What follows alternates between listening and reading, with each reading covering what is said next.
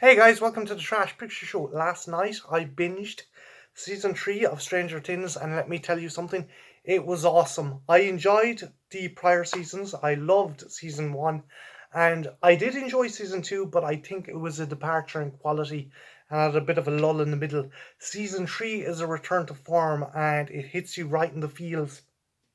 It picks up, I think, about 6 months to a year after the events of season 2, and we see that Elle has now been fully adopted by Chief Hopper, and she is going through her teenage kind of rebellious stage herself, and will have makeout sessions in her bedroom, much much to the disdain of Hopper, who's driven mental by it and has to go to Joyce for advice.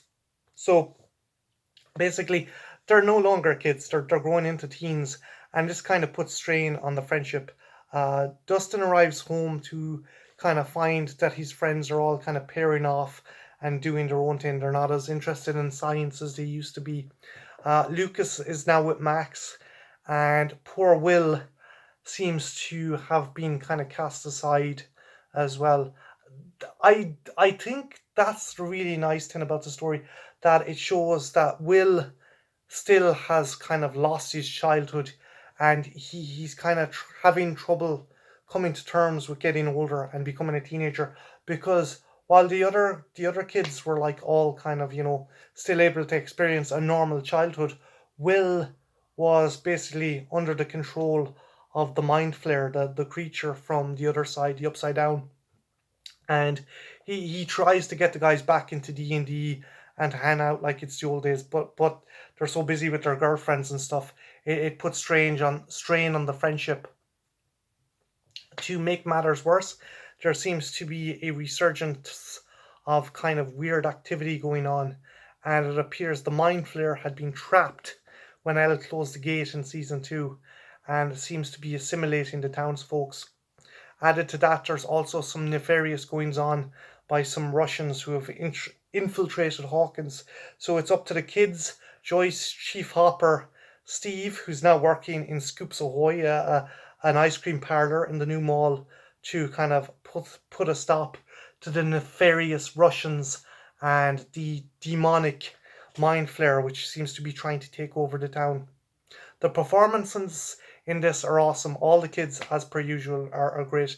Millie Bobby Brown kills it, as per usual, as this young girl who is kind of becoming more of a teenager, and her and Max's kind of budding friendship really is sweet and plays off, and shows the two of them becoming these kind of mall rats who are obsessed with fashion and magazines and stuff.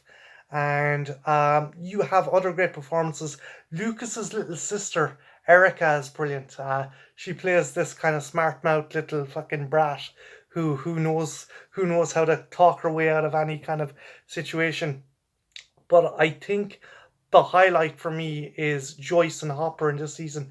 There's a very kind of good cop, bad cop kind of thing going on, where they decide to go on a road trip to find out why Joyce's fridge magnets aren't staying on the fridge, and how that leads to an even more dangerous kind of situation.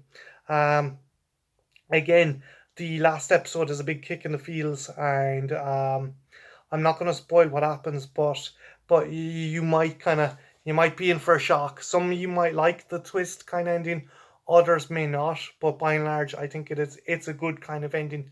Obviously, Stranger Things always does references to the 80s and 80s pop culture. The main kind of components in this season seems to be John Carpenter's The Thing. The mind flare has to absorb body parts to kind of give itself a mass.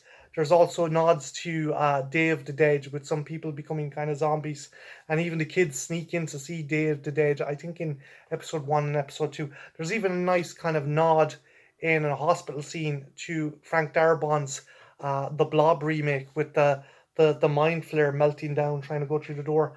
By and large, great season. Much of an improvement from the prior season. Not as good as season 1. I think season 1 was so new and so fresh. Uh, that's kind of that was the main kind of draw of it. This one is still good. It's still fun. It's an improvement over season 2, but I don't think it's going to capture the real great feel of season 1. Yeah, definitely check this out. It's a great addition to the series, and you're gonna be on an emotional roller coaster. Also, one other thing, I will warn you: the Neverending Stories theme tune will get stuck in your head. That's my warning. Have you seen season 3 of Stranger Things? If you have, what did you think?